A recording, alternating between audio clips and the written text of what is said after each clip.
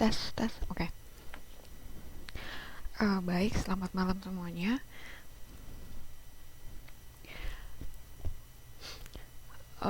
Seperti minggu lalu.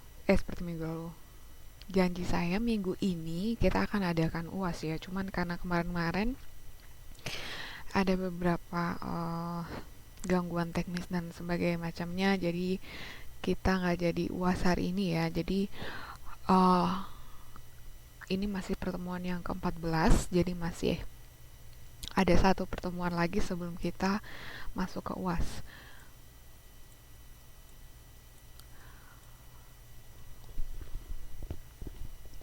Jadi ini pertemuan ke-14, terus nanti pertemuan yang ke-15 kita akan bahas uh, subbab yang belum kita pelajari yaitu bab 5.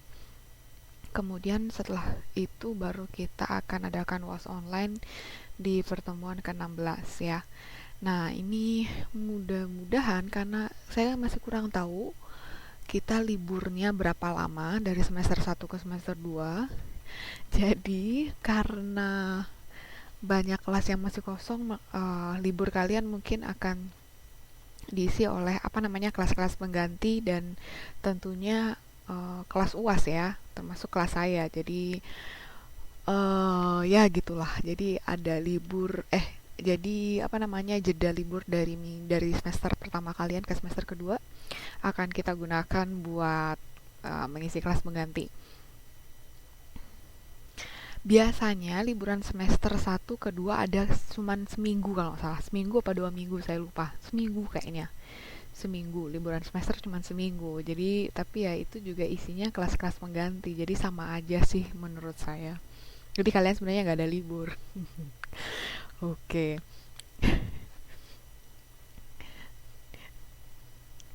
Cuman 1 minggu, tapi isinya semua kelas pengganti kan. Terutama kelas saya nih saya 2 kali belum ngisi kan. Jadi ya sama aja sih sebenarnya, kalian tetap padat juga nanti jadwal kelasnya. Ada Miss Julia juga kayaknya masih ada kelas kosong juga. Iya, banyak tutor yang bolos. Iya, mohon dimaklumi ya karena kesibukan kita juga sebagai mahasiswa. Ya gitu deh. Miss Julia 4 kali lebih, sumpah. Buset. Itu sampai semester 2 nanti kayaknya eh kelasnya tetap jalan deh. Jadi intinya nanti kalian udah belajar semester 2, nanti Miss Julia tetap ngajar kalian tapi untuk kelas yang semester 1. Waduh, rempong juga nih ternyata. 4 kali lebih ya, berarti rekor ya. Oh, kalian fisika malah belum pernah sama sekali. Kimia juga. Waduh. Oh, berarti sering kosong ya fisika sama kimia ya. Oh, kimia cuma sekali. Kimia seharusnya 2 apa 3 kali ya, saya lupa. Kalau di jadwal kalian gimana? Ya memang kalau mata kuliah kayak kimia, fisika, biologi memang jarang-jarang karena kan kalian programnya IPS ya. Jadi yang lebih sering mungkin kayak PKN, kok PKN sih? Kayak matematika, bahasa Indonesia, bahasa Inggris, PKN itu kayaknya lebih penting. Iya, kalau kimia, fisika memang IPA, jadi memang jarang-jarang.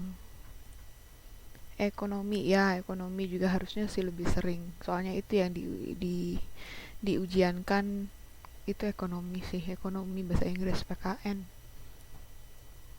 sama geografi biasanya.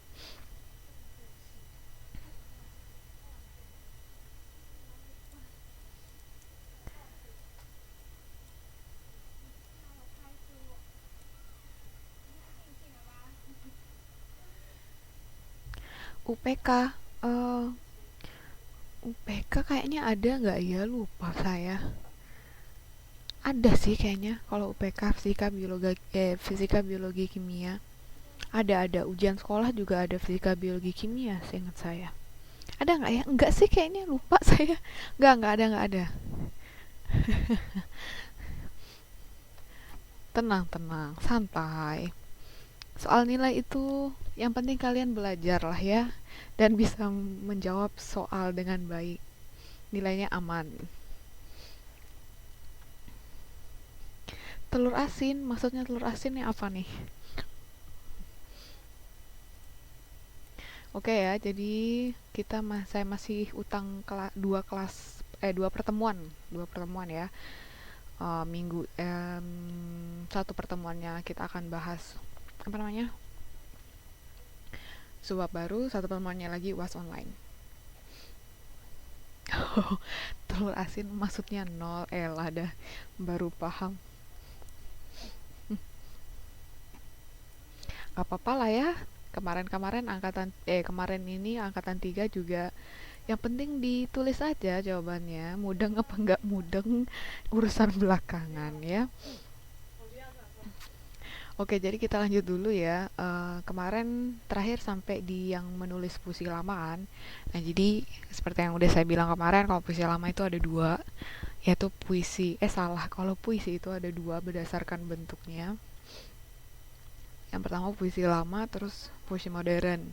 Kalau puisi lama kan pasti ada apa namanya pengaturan-pengaturannya, buat bait-baitnya, buat apa namanya, eh buat larik-lariknya, entah itu ABAB, entah itu sajaknya AAAA dan sebagainya. Beda dengan puisi modern, jadi dia sudah nggak terikat lagi ya sama larik, sama sajak dan sebagainya. Tapi mungkin ada beberapa penyair yang masih menggunakan apa namanya, masih menggunakan larik. Jadi di tiap akhir kalimat nadanya itu sama. Nggak masalah. Cuman itu kan kreativitas dari masing-masing penyair aja ya, karakteristik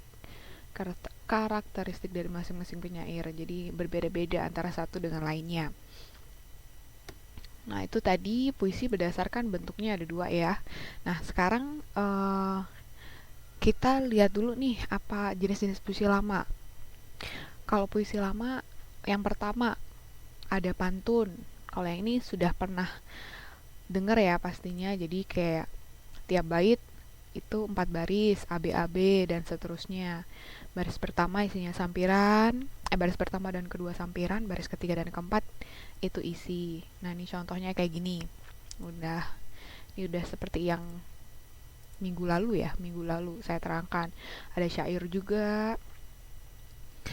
Nah, syair ini terdiri dari 4 baris lengkap. Kemudian sajaknya dia atau rimanya dia itu a a a a ya. A a a a. Contohnya kayak ini. Jadi belakangnya itu semua sama, itu syair. Biasanya itu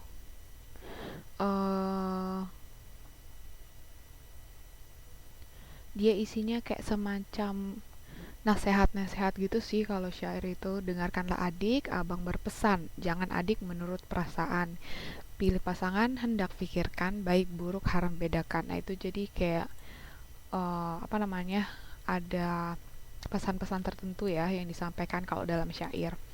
Kemudian ada gurindam juga. Gurindam ini ada ada sampiran dan juga ada isi. Bedanya dia hanya terdiri satu bait ini kan satu bait nih. Satu bait terdiri dari hanya 2 baris ya, dan sajaknya itu AA ya. Kemudian bait kedua juga gitu, hanya ada 2 baris, sajaknya BB, ini BB dan seterusnya sampai berapa bait sih maksimal? Kalau nggak salah 12 bait ding, 12 bait maksimal punya gurindam. Kemudian ada bidal juga. Nah, bidal ini salah satu yang tertua ya, puisi lama yang tertua. Contohnya kayak gini nih, bagai kerakap di atas batu, hidup segan mati tak mau. Nah, ini juga sajak atau rimanya dia adalah AA, tapi dia nggak pakai enter. Nah, kalau yang kayak syair atau gurindam kan di enter tuh. Kalau yang ini dia dijadikan satu baris.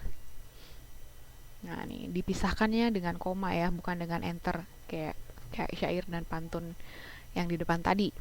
Itu kalau bidal ya. Kemudian kalau talibun. Nah, talibun ini hampir sama dengan pantun karena dia punya sampiran dan juga punya isi. Contohnya, oh nggak ada contoh ternyata.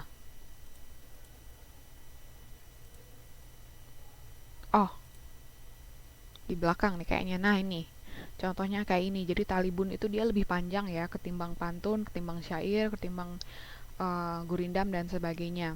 Jadi isinya ini lebih ada apa namanya? Lebih ada ceritanya ya, kurang lebih kayak cerpen, cuman dia kayak eh, hanya terdiri dari 6 sampai 20 baris doang.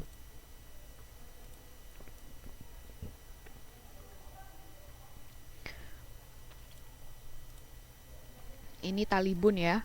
Kemudian yang terakhir, oh sudah, kayaknya ada 6 deh, tapi kayaknya cuma ada 5 di sini. Oke, nggak apa-apa. Jadi itu ya jenis-jenis puisi lama ada 5. Jadi ada pantun, kemudian ada syair, ada gurindam, ada bidal dan juga ada talibun. Oke, jadi sampai sini dulu ada yang ditanyakan. Ini akhir dari bab 4 kita ya. Subbab yang D yaitu tentang menulis puisi lama. Nah, karena sudah beres yang bab 4, kita lanjutin ke bab berikutnya. Bab 5. Bab 5. Ntar saya buka dulu.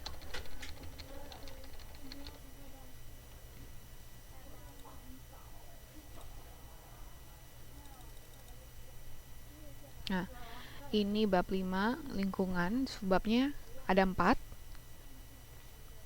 Kalau sajak itu seperti rima. Sajak itu sama kayak rima. Sama dengan rima. Sajak itu ya maksudnya kayak tadi itu. Akhiran bunyi di tiap akhir kalimat ya. Contohnya a a a a atau b b b b. Ini nih yang paling sering ada di ujian-ujian tuh kayak gini nih. Kalau sajak atau rima pantun kayak gimana, sajak atau rimanya syair kayak gimana. Nah jawabannya ya pilihannya yang gak jauh-jauh dari ini, a apakah b b b, a sama b b sama ding, atau a b dan sebagainya. Jadi kalau ditanya sajak atau rima ya jawabannya ya ini ya, tergantung yang ditanya nanti, entah itu pantun apa syair apa talibun dan sebagainya. Kemudian, oke, kita lanjut lagi dulu ke bab selanjutnya, yaitu bab terakhir di semester ini ya, bab 5 lingkungan. Nah, ada 4 subbab juga. Yang mana yang pertama ini kita akan belajar tentang bagaimana caranya menanggapi siaran dan informasi yang non berita dari media elektronik yang kita dengarkan. Kalau yang kemarin-kemarin kan kita belajarnya yang isinya berita ya, yang sekarang yang isinya adalah non berita. Kemudian yang kedua, uh, menemukan dan mendiskusikan nilai-nilai dalam cerita pendek. Nah, ini sebenarnya sama aja sih materinya kayak yang kemarin-kemarin ya. Nilai-nilai dalam cerita pendek ya berarti ada 2 nilai itu, ekstrinsik sama intrinsik. Cuma 2 itu, cuman mungkin pembagiannya dan jenis-jenisnya harus kita pelajari lagi ya biar nggak lupa. Kemudian yang subbab ketiga yaitu tentang menganalisis keterkaitan antara unsur intrinsik cerpen dengan kehidupan sehari-hari. Hampir sama nih sama subbab yang B ya, tentang mendiskusikan unsur intrinsik dan unsur ekstrinsik. Kemudian yang terakhir tentang menulis puisi baru. Kalau yang bab kemarin ya, bab yang tadi barusan kita kan belajar tentang puisi lama. Nah, kalau yang di bab ini kita akan belajar tentang menulis puisi baru ya.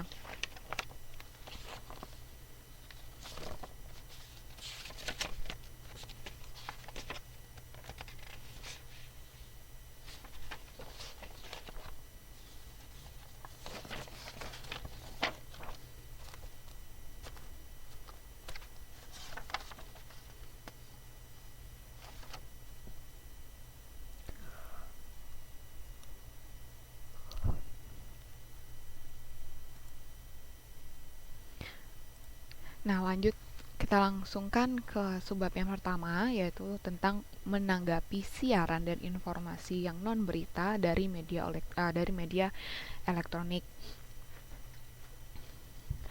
Nah, yang pertama kita harus tahu dulu nih apa yang dimaksud dengan mendengarkan. Kalau di awal-awal bab kan sudah saya ajarkan perbedaan antara mendengar versus mendengarkan, ya itu jelas beda. Kalau mendengar ya udah nggak ada apa namanya, nggak ada niat untuk mendengarkan, nggak ada usaha untuk mendengarkan, nggak ada usaha untuk melakukan kegiatan mendengar. Sedangkan mendengarkan itu ada usahanya. Kita berusaha untuk fokus ke suatu informasi sehingga kita bisa memahami keseluruhan isi informasi tersebut. Nah, di sini mendengarkan ini merupakan salah satu kegiatan berbahasa yang paling banyak dilakukan oleh orang di seluruh dunia ya. Ya wajar lah, namanya mendengarkan. Di rumah biasanya kan pasti ada TV ya. Walaupun namanya menonton TV, tapi kan pasti ada apa namanya suaranya ya. Jadi kita berusaha juga untuk mendengarkan apa yang dikatakan oleh sang pembawa acara di TV gitu ya. Kemudian mendengarkan radio di berita, atau misalnya nonton drama Korea gitu ya. Nah, jadi mendengarkan itunya juga apa namanya, opa-opanya ngomong bahasa Korea di ini ya, di YouTube gitu misalnya. Nah, sebagai salah satu kegiatan berbahasa ini, mendengarkan ini termasuk merupakan kegiatan menyerap informasi yang diungkapkan atau dibacakan orang lain secara langsung. Nah, jadi berbeda dengan mendengar yang hanya sekedar mendengarkan tanpa kita mau apa namanya menyerap informasi tersebut. Mendengarkan ini ada tujuannya, ada usaha yang kita lakukan, yang mana nanti di akhir kegiatan mendengarkan tersebut diharapkan kita mampu membuat kesimpulan atas informasi apa yang kita dengar tadi ya. Itu yang disebut dengan kegiatan mendengarkan. Nah, ini udah ada sih ya. Ini udah pernah saya ajarin sih, kayaknya saya lupa. Nah, jadi mendengar ini terkesan kegiatan yang kurang disengaja atau berjalan begitu saja ya. Kemudian kalau mendengarkan yaitu terkesan ada unsur kesengajaan yang dilakukan untuk memperoleh sesuatu.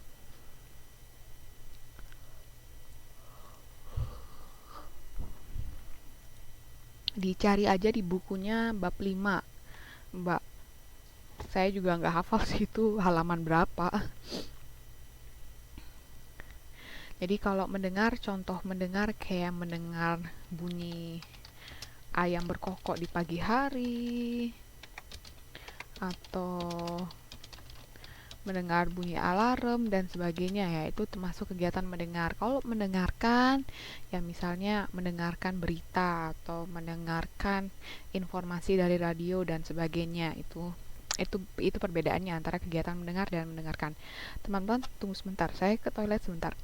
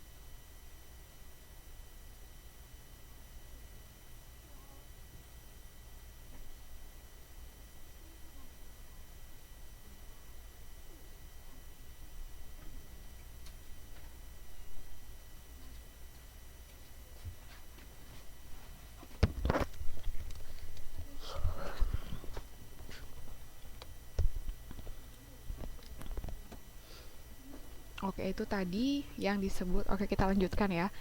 Itu tadi perbedaan antara mendengar dan juga mendengarkan. Jadi mendengar ada unsur kesengajaan, ada usaha yang kita keluarkan ya untuk memperoleh sesuatu.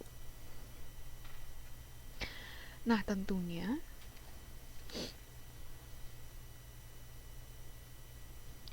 sebelum kita melakukan kegiatan mendengar pasti ada dong ya persiapan-persiapan yang harus kita lakukan supaya kegiatan mendengarkannya itu berhasil.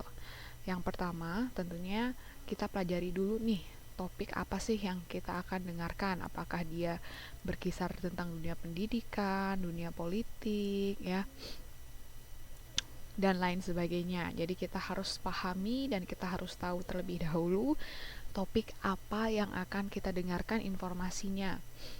Kemudian yang kedua, kita persiapkan alat yang berfungsi untuk merekam atau mencatat informasi penting ya. Ini bisa berupa alat perekam apa aja deh, terserah mau yang alat perekam biasanya yang punya wartawan atau pakai HP ya, karena di HP kan udah ada software buat merekam itu kan.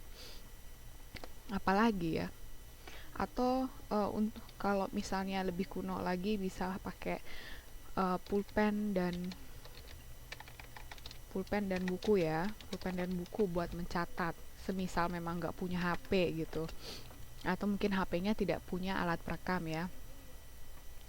Kemudian langkah ketiga yaitu kita harus mempersiapkan diri untuk konsentrasi yang cukup ya. Jangan sampai ketika ingin mendengarkan informasi dari media elektronik kita nggak punya konsentrasi ya, kita belum tidur gitu misalnya seharian gitu, terus ngantuk, terus kurang energi dan sebagainya. Jadi kegiatan mendengarkannya tidak berhasil karena kita tidak berhasil untuk fokus atau berkonsentrasi terhadap informasi yang ingin kita dengarkan.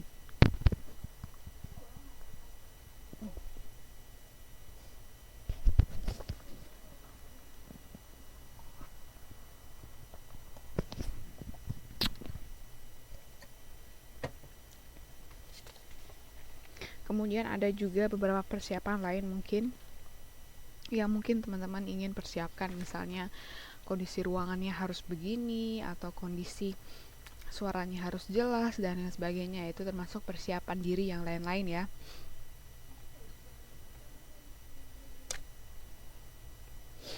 Itu tadi persiapan untuk kegiatan mendengarkan. Nah, kegiatan mendengarkan bisa dikatakan berhasil apabila memenuhi kriteria sebagai berikut. Yang pertama yaitu setelah kegiatan mendengarkan, kalau kita berhasil menyebutkan kembali isi informasi yang kita dengarkan, nah berarti itu kita berhasil melakukan kegiatan mendengarkan. Kemudian yang kedua, kalau kita berhasil menjawab pertanyaan-pertanyaan yang berhubungan dengan informasi yang kita dengar, berarti kita berhasil melakukan kegiatan mendengarkan. Kemudian selanjutnya, kalau kita mampu untuk menyimpulkan isi informasi ya dari informasi dari yang kita dengarkan dari media elektronik, berarti itu juga termasuk indikator keberhasilan dari kegiatan mendengarkan kita.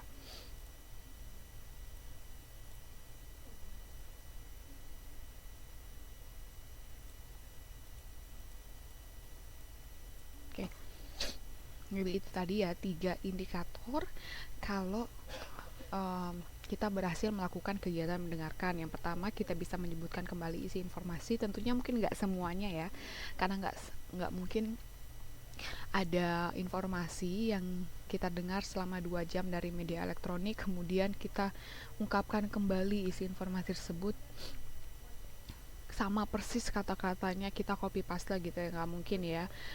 Menyebutkan kembali isi informasi di sini ya berarti kita menggunakan kata-kata kita sendiri ya. Kita ringkas kira-kira informasi penting apa saja yang disampaikan dari media elektronik tersebut. Kemudian yang kedua, kita mampu menjawab pertanyaan-pertanyaan ya yang berkaitan dengan informasi yang kita dengar. Dan yang terakhir adalah kita mampu memberikan kesimpulan ya terhadap informasi yang kita dengar dari media elektronik tersebut. Itu adalah indikator ketika kita berhasil melakukan kegiatan mendengarkan.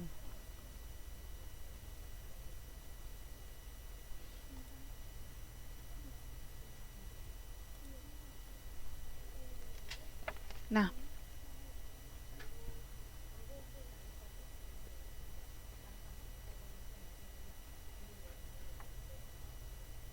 oh ini ada lanjutannya sepertinya.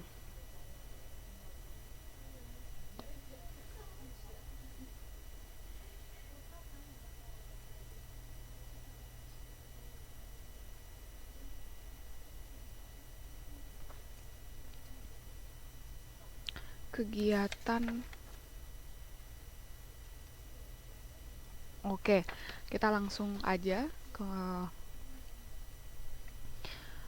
tadi itu tentang persiapan untuk mendengarkan ya.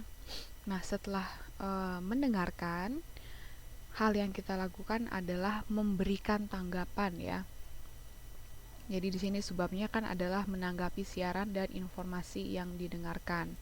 Nah, jadi di sini selain kita belajar tentang persiapan-persiapan apa saja yang harus kita lakukan sebelum mendengarkan, kita juga belajar tentang bagaimana caranya menanggapi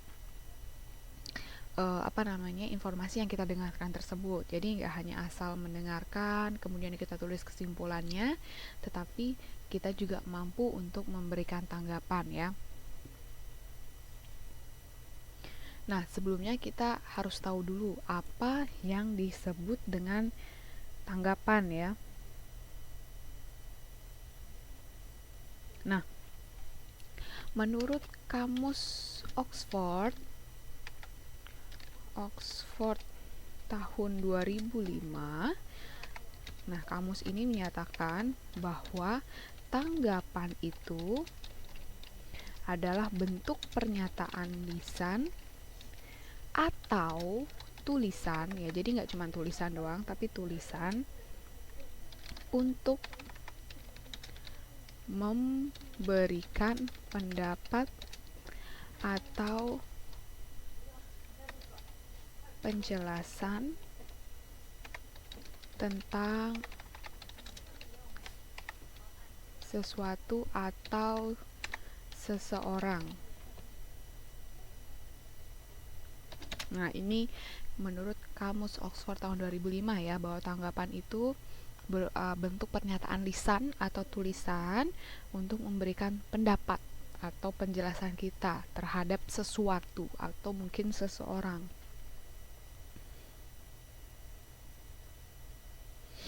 Misalnya kalau kita dengar berita, dengar pidato, atau misalnya dengar orang kayak semacam seminar-seminar gitu ya. Dari situ kan biasanya kita suka memberikan tanggapan terhadap apa yang orang tersebut sampaikan ya di depan umum. Nah, ciri-ciri tanggapan sebagai berikut.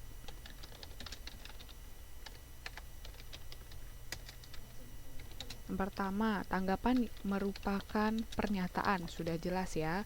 Kalau tanggapan berarti dia bentuknya adalah pernyataan, bukan berupa pertanyaan, beda dengan pertanyaan ya. Kalau pertanyaan ya bentuknya berarti kata tanya. Kalau tanggapan ya bentuknya pernyataan. Kemudian bentuknya lisan atau tulisan.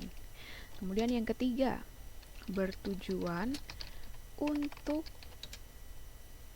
menanggapi atau menjelaskan atas suatu hal yang sebelumnya disampaikan oleh pihak lain. Ini ciri-ciri tanggapan. Jadi yang pertama, dia bentuknya adalah pernyataan yang berupa lisan atau tulisan, dan tujuannya adalah untuk menanggapi atau menjelaskan atas suatu hal. Nah, tanggapan ini biasanya ada dua jenis ya. Entah itu dia berkata setuju apakah dia tidak setuju. Contoh contoh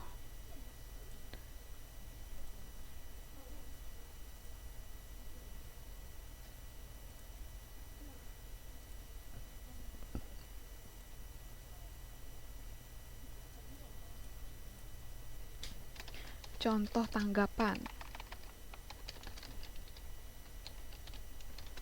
Misalnya misalnya ada seseorang nih di dalam sebuah conference atau di dalam sebuah seminar, dia mengeluarkan pendapat seperti ini ya. Dia membuat pernyataan seperti ini. Modernisasi dan keterbukaan informasi diiringi dengan teknologi yang canggih ternyata tidak serta-merta membawa keuntungan bagi semua makhluk hidup. Nah, ini kemudian kita berikan tanggapan. Misalnya saya setuju dengan pendapat saudara gitu, misalnya dengan pendapat saudara. Kemudian kita kasih tahu kenapa setuju, alasannya apa, kemudian backgroundnya seperti apa, dan seterusnya ya. Jadi nggak cuman bilang saya setuju, saya nggak setuju, alasannya kenapa, ya nggak setuju aja karena soalnya saya nggak suka sama orang itu. Nah, itu nggak boleh ya, alasannya nggak jelas itu. Kalau misalnya setuju dan nggak setujunya berdasarkan kita nggak suka dan nggak suka dengan orang tersebut ya. Jadi tanggapan itu sifatnya harus objektif ya. Jadi yang kita berikan tanggapan adalah apa yang dikatakan, bukan orang yang memberikan pendapat ya. Jadi sifatnya harus objektif, bukan subjektif. Contoh, misalnya tanggapannya saya setuju dengan pendapat saudara gitu. Karena modernisasi dan keterbukaan informasi tidak selalu berdampak positif gitu. Kemudian dan seterusnya gitu ya. Jadi kita berikan gagasan kita, berikan alasan-alasan yang mendukung, argumentasi yang mendukung, dan seterusnya untuk memberikan tanggapan terhadap pendapat yang disampaikan oleh orang tersebut. Contoh modernisasi ya gampang aja. Teman-teman sekarang bisa belajar online, itu salah satu contoh kecil modernisasi. Sekarang udah bisa pegang HP, itu salah satu contoh modernisasi ya. Itu yang disebut dengan modernisasi. Kemudian sekarang teman-teman mau cari informasi apa, tinggal buka internet di Google ya, mbah Google, diketik apa segala macam. Nah, itu masuk ke modernisasi juga ya. Jadi macam-macam lah ya bentuk-bentuk dari modernisasi.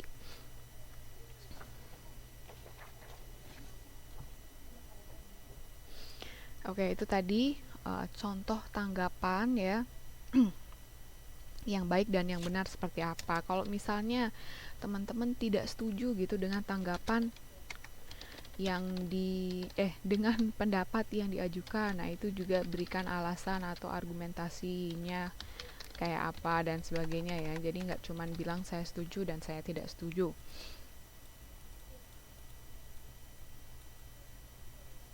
Nah, ini ya, kalau kita lihat tulisan di sini, memberikan tanggapan ini merupakan kegiatan memberikan masukan, memberikan kritik juga bisa, atau memberikan pujian ya dari berbagai segi yang mungkin dirasa kurang sesuai. Nah, jadi kegiatan memberikan tanggapan ini tidak bisa dilakukan dengan asal atau tanpa bukti dan alasan yang mendukung sebuah tanggapan ya, tidak bisa dilakukan dengan asal nih atau tanpa bukti dan alasan. Jadi kalau tidak setuju alasannya apa, kalau setuju alasannya apa, harus jelas ya dan harus ada argumentasinya. Itu tadi subbab mengenai menanggapi siaran dan informasi dari media elektronik yang didengarkan. Nah, kalau misalnya kita sudah mampu menyebutkan kembali isi informasi yang didengarkan, kemudian kita juga sudah mampu menjawab pertanyaan, yang terakhir, kita diharapkan mampu untuk menyimpulkan isi informasi yang kita dengar. Nah, langkah-langkah yang bisa kita tempuh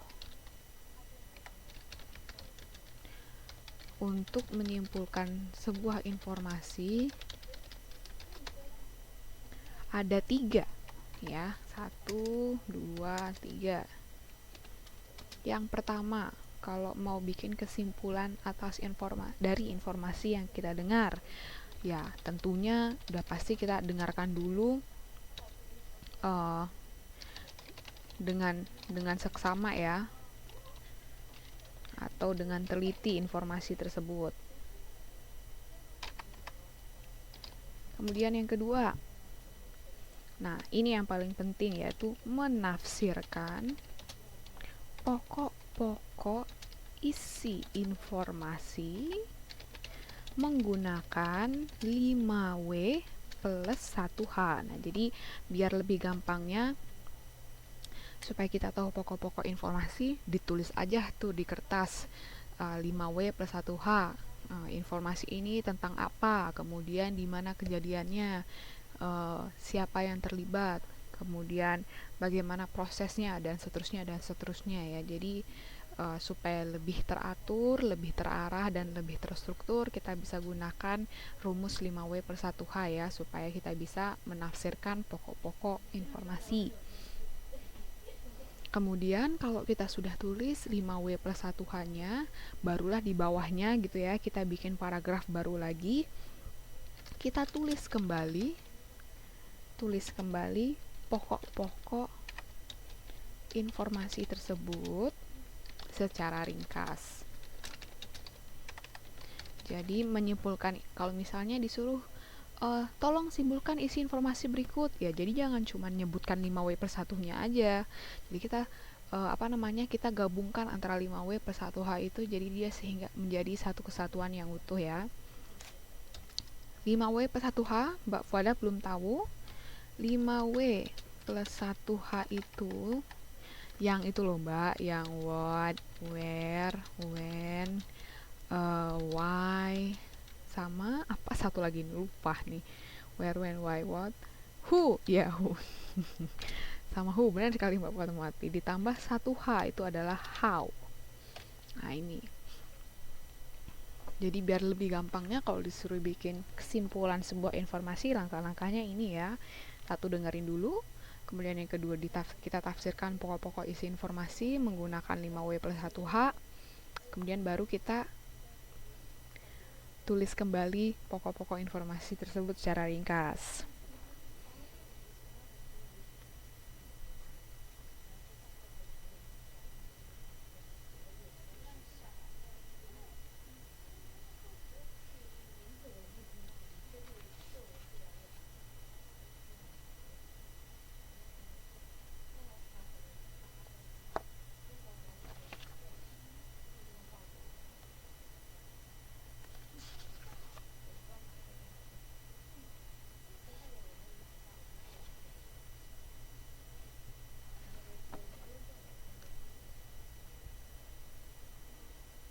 Oke, ini tadi tentang, silahkan Mbak Zulaika. Ini tadi tentang bagaimana caranya menanggapi siaran dan juga informasi dari media elektronik ya.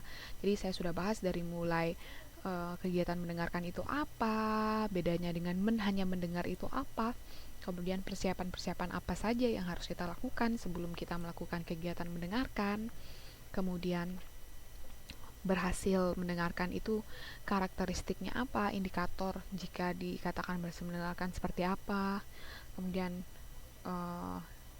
di akhir indikator ada yang menyebutkan bahwa kita harus mampu menyimpulkan isi informasi, ya berarti ada langkah-langkah yang harus kita lakukan untuk menyimpulkan informasi ya, karena menyimpulkan informasi ya tidak gampang kalau kita tidak dengarkan dengan seksama, kalau kita tidak mencatat atau merekam inti-inti informasi yang kita dengarkan, ya susah juga ya untuk melakukan simpulan terhadap informasi. Kemudian setelah kita melakukan kesimpulan, setelah kita mampu memberikan kesimpulan terhadap isi informasi atau membuat kesimpulan terhadap isi informasi yang kita dengar, kita juga harus mampu memberikan tanggapan gitu ya. Jadi entah itu berupa kritikan, pujian, atau sampai masukan, nah itu bisa kita sampaikan kepada orang yang memberikan pendapat. Nah, jadi tanggapan ada berbagai macam bentuknya ya, mulai dari apakah berupa kritik, apakah bisa jadi pujian, apa mungkin ketidaksetujuan, atau berupa masukan sebaiknya begini atau sebaiknya begitu, kemudian sertakan alasan yang logis dan sebagainya ya. Itu yang disebut dengan memberikan tanggapan. Nah, itu tadi tentang menemukan tentang menanggapi siaran dan informasi atau non berita dari media elektronik yang kita dengarkan.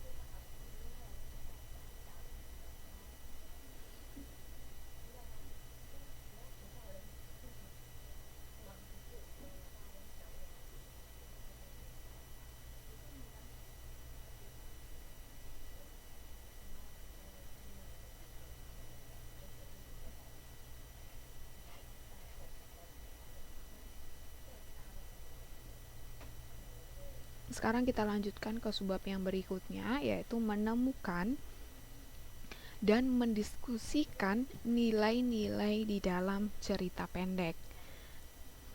Nah, seperti biasa dan seperti yang teman-teman sudah tahu, nilai-nilai dalam cerita pendek ini kan masuk ke dalam unsur ekstrinsik ya. Jadi kalau cerpen dia ada dua unsur utama, yaitu unsur ekstrinsik dan unsur intrinsik.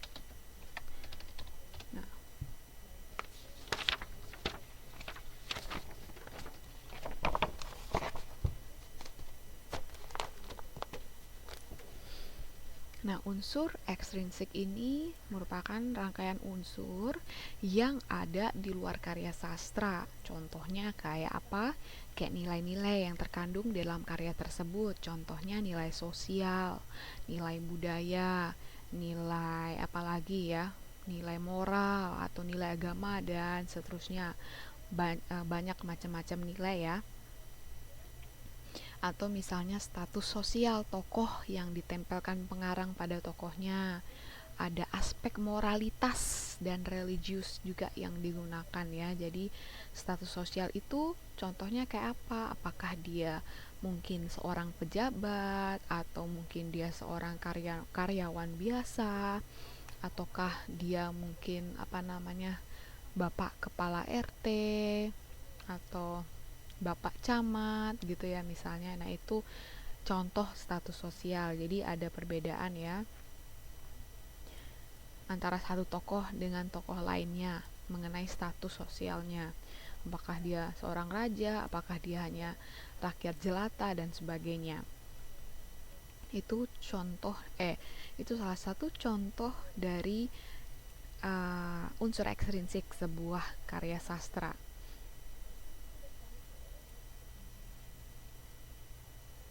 Nah, sekarang coba kita perhatikan cerpen berikut ini. Ada penggalan cerpen A.A. Nafis yang judulnya Jodoh.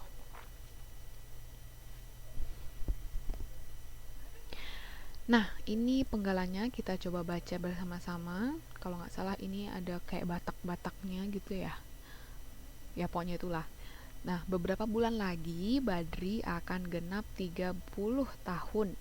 Dibandingkan dengan angkatannya, ia sudah dipandang sangat terlambat memperoleh istri. Bukan karena telunjuknya bengkok ataupun kompong, melainkan idealismenya yang meluap-luap dalam lapangan sosial dan kebudayaan. Ketika ia menyadari bahwa perjuangan tidak akan selesai meski ia akan hidup terus sebagai jejaka, namun untuk memperoleh seseorang tidaklah begitu mudah baginya. Ada 3 macam halangan yang tidak begitu mudah ditembus akal sehatnya. Demi turunannya, agar generasi muda masa mendatang tidak lagi pendek-pendek potongan tubuhnya, ia merindukan seorang gadis yang tinggi semampai, paling kurang 160 cm tingginya.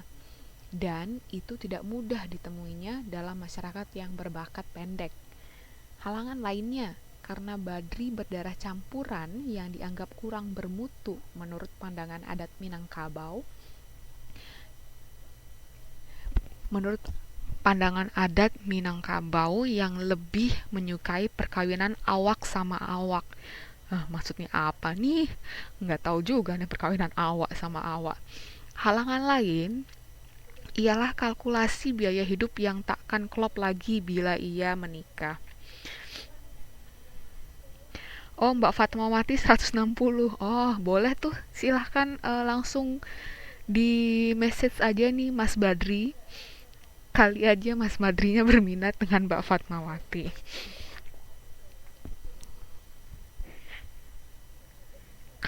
Nah, potongan cerpen selanjutnya. Mereka sudah lama menikah dan kini telah punya 2 orang bayi yang demikian rapat jarak kelahirannya. Mereka kawin dengan pesta yang meriah dan upacara adat tradisional. Dan semenjak itu Badri tinggal di rumah mertuanya seperti juga suami-suami lainnya di Minangkabau. Pola hidup yang matrilineal yang tidak disukai Badri ketika masa remajanya ternyata pula tak perlu direbutkan. Nah, di sini bisa kita lihat bahwa masyarakat Minangkabau dia menganut ya ya sayang sekali Mbak Fatmawati setelah kita baca kutipan cerpen selanjutnya ternyata sudah punya anak istri. Terlambat nih kayaknya Mbak Fatmawati. Nggak jadi ya, nggak jadi melamar Mas Badri ya karena sudah punya istri, sudah punya anak pula. Tinggal di rumah mertua pula ini si Mas Badri. Nah, jadi ini uh, kandas ya, bertepuk sebelah tangan cintanya Mbak Fatmawati nih. Nah, jadi kalau bisa kita lihat ini masyarakat Minangkabau ternyata dia menganut pola hidup matrilineal nih, matrilineal. Ada yang tahu nggak nih matrilineal nih apa?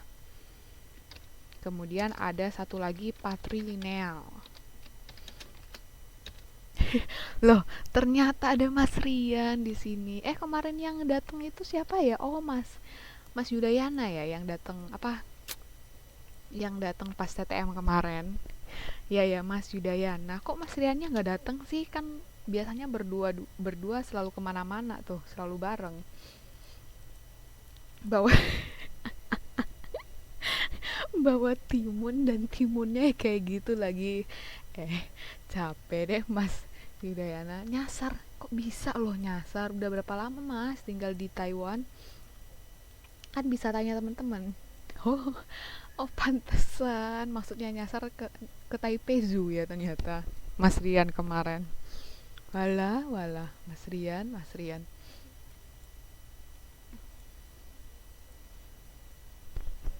Nyasar-nyasaran ya.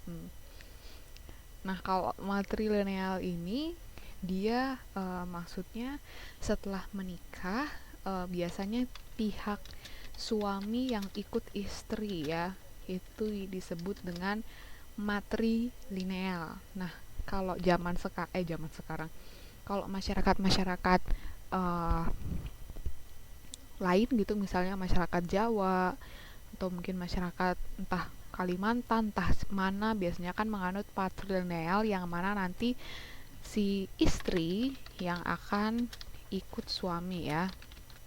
Nah, jadi di sini dijelaskan ada suatu nilai budaya lah istilahnya. Ini salah satu nilai budaya dari budaya adat Minangkabau ya, kalau si Badri ini dia tinggal sama mertuanya, yang mana artinya dia si suami yang ikut tinggal dengan keluarga istri. Nah, dari penggalan cerpen di atas memuat nilai-nilai sosial budaya daerah Minangkabau yang sangat kental ya. Nah, nilai-nilai sosial dalam budaya Minangkabau ini sudah sangat jelas terlihat dalam penggambaran pada beberapa kutipan-kutipan di atas gitu ya, bahwa si sosok Badri ini yang dimunculkan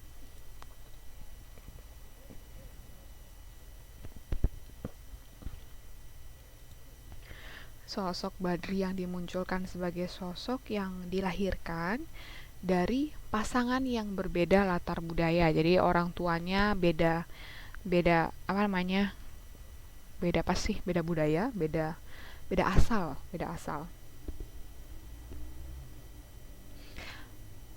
Arti peribahasa telunjuk apa tadi sama kompong? Telunjuk sama kompong. Nah itu juga saya juga nggak paham nih kalau adat kayak begini-beginian ada kompong-kompong pula. Bentar, tidak ada tidak benar. Mana sih kompong-kompong?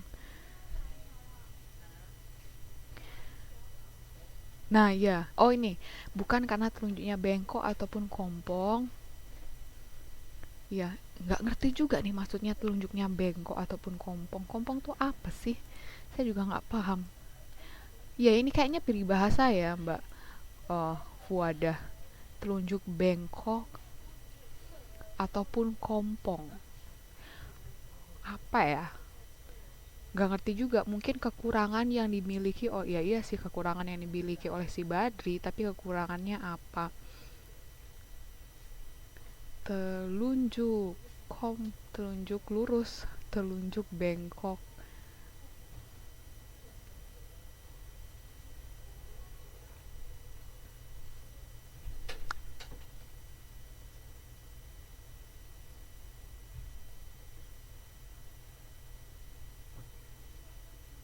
Duh, apaan coba artinya? Miskin, iya bisa jadi miskin, bisa jadi cacat. Apa ya? Iya, bukan karena telunjuknya bengkok atau kompong. Iya, mungkin karena kalau nggak miskin, cacat atau punya kekurangan-kekurangan lainnya gitu kali ya. Ya itulah pokoknya. Baru dengar juga sih saya tuh kompong itu apaan. Menyukai perkawinan awak sama awak ini apa? Maksudnya apa? Mungkin cewek sama cewek, cowok sama cowok, nggak paham deh, nggak ngerti awak sama awak. Enggak, kalau nggak laku enggak sih kayaknya. Kalau kalau dia menunjuk telunjuknya bengkok ataupun kompong mungkin kayak kekurangan secara fisik mungkin ya, mungkin. Nggak ngerti juga sih. Kayaknya karena fisiknya sih menurut saya. Ada juga kalau di Sunda leher bengkok itu artinya bukan sampai rezekinya. Oh iya, iya sih ya. Saya juga nggak pernah dengar sih kalau leher bengkok itu ada bengkok, leher bengkok. Iya leher emang bisa dibengkokin sih. Oh mungkin peribahasanya kayak gitu. Ada juga ompong. Ya ompong saya juga tahu kalau ompong. Oh iya, kamu sama kamu, awak sama awak sama awak. Iya, Kak, itu artinya kamu sama kamu. Oh iya, benar sekali Mbak Siti, satu daerah. Astaga. Iya, awak sama awak berarti. Oh iya, benar benar benar. Berarti maksudnya di sini nggak boleh ada perkawinan awak sama awak. Waduh, saya negatif thinking. Cewek sama cewek, cowok sama cowok. Ternyata maksudnya satu daerah ya, tidak boleh perkawinan satu daerah. Nah, jadi di sini dari penggalan cerpen ini sudah jelas bahwa apa namanya adatnya sangat kental ya. Adat Minangkabau sangat kental di dalam kutipan cerita pendek ini, yang mana berarti dia ada yang mana kutipan cerpen ini punya nilai-nilai ekstrinsik. Loh, kok udah latihan soal-soal?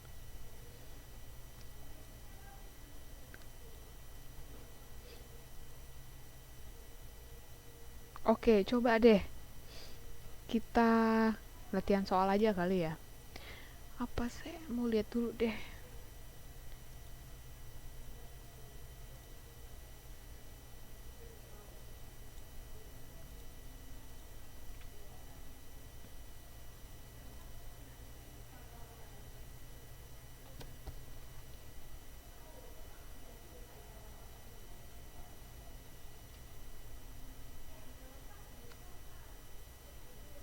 Tunggu bentar ya, lagi upload.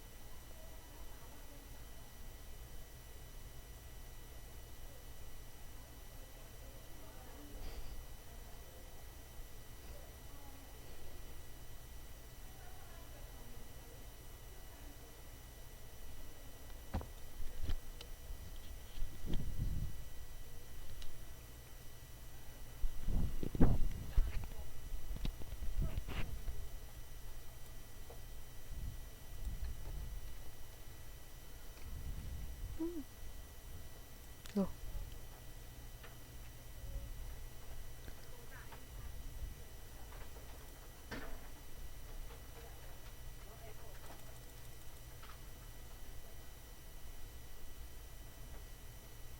Oh ya, BTW yang belum mengumpulkan eh, syarat-syarat administrasi jangan lupa ya.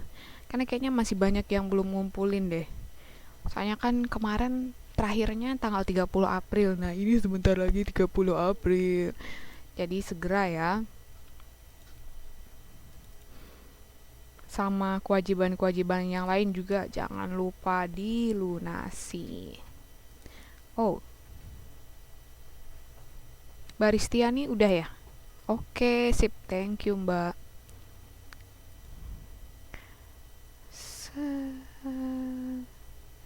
Itu minggu berapa sih? Lah,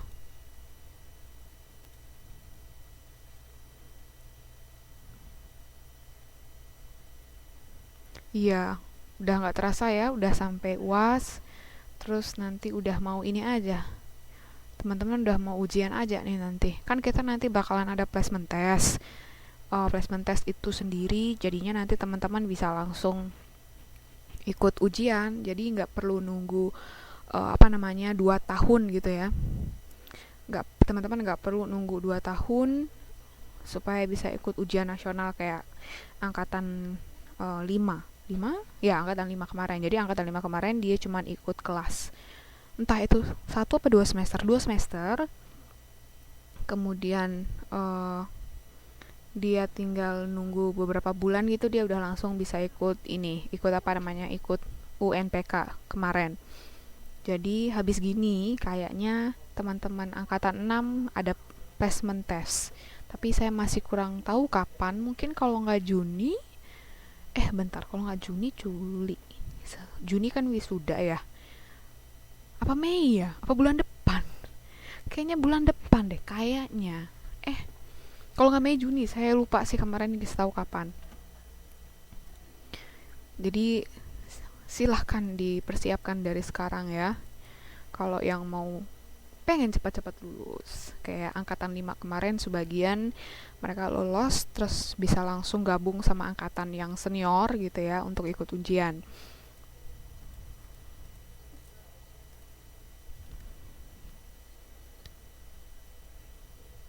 nih. Misalnya nyuci foto, misalnya mesti bayar berapa. Oh ya teman-teman, kalau memang merasa kesulitan bisa kirimkan soft copy fotonya. Maksudnya dikirim lewat Facebook aja nggak apa-apa, tapi ya ingat itu contoh atau format fotonya kayak apa udah tahu semua kan. Maksudnya latarnya merah, bajunya pakai warna putih. Sama kalau yang pakai kacamatanya dilepas. Terus telinganya harus kelihatan. Banyak juga nih syaratnya. Jadi kan latarnya merah tuh, latar merah, terus baju putih. Kalau yang berkerudung, jika berkerudung warnanya juga putih kerudungnya, terus kacamata dilepas. Terus kalau bisa telinga juga kelihatan. Untuk yang tidak berjilbab. Terus apalagi, latar merah udah sih. Sama ukurannya 3 kali 4 cm ya. Sejujurnya beberapa teman-teman itu banyak banget tes halo ya lah. Banyak banget yang salah ukuran juga sih. Jadi banyak yang ngumpulin berapa kali berapa sih, itu saya lupa. 1,5 kali 2 lah, atau yang kekecilan lah, apa yang besar banget gitu ya. Nah itu banyak yang salah. Jadi ukuran 3 kali 4 cm dan itu 8 lembar ya. Terus itu kan kalau buat foto. Terus sisanya yang kedua yaitu fotokopi ijazah legalisir 3 lembar.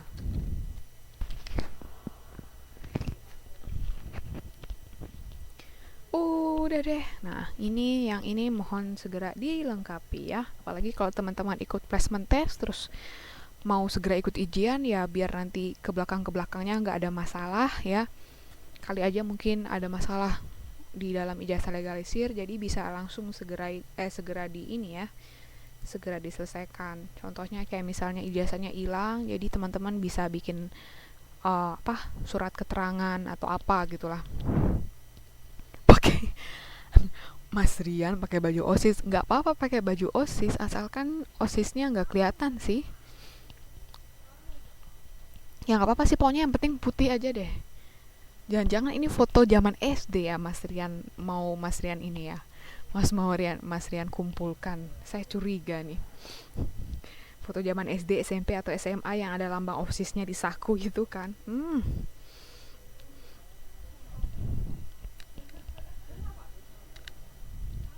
Apaan nih? Udah inbox buket. Oke, saya sudah lunas sampai April. Oke, thank you banget Mbak Tinari. Semoga KPC 6 bisa PES semua ya, amin. Semoga nanti bisa PES semua ya. Terus Juni mudik. Ya, kok Juni malah mudik? Ya resiko lah berarti ya. Kalau memang Juni mudik berarti ya nggak bisa ikut placement test. Lagi pula masih belum jelas juga kok kapan placement testnya. Pakai CD HP, ale foto yang di Pak Jito. Ya, saya tahu Mbak Fatmawati. Oke, sip. CD fotonya udah ada, nanti bakal dicetakin. Tapi jangan lupa bayar biaya cetaknya juga ya. Biaya cetaknya karena sekarang nambah 8 lembar, kayaknya kalau dulu 4 lembar itu 290. Kalau sekarang karena 8 lembar nggak tahu sih, mungkin 300 apa 350 ya. Nanti deh dikabarin berapa biaya cetaknya. Fotonya masih meragukan. Oh iya, tambah sini. Saya lupa nih fotonya Mbak Sini yang kayak gimana. Emangnya kenapa kemarin?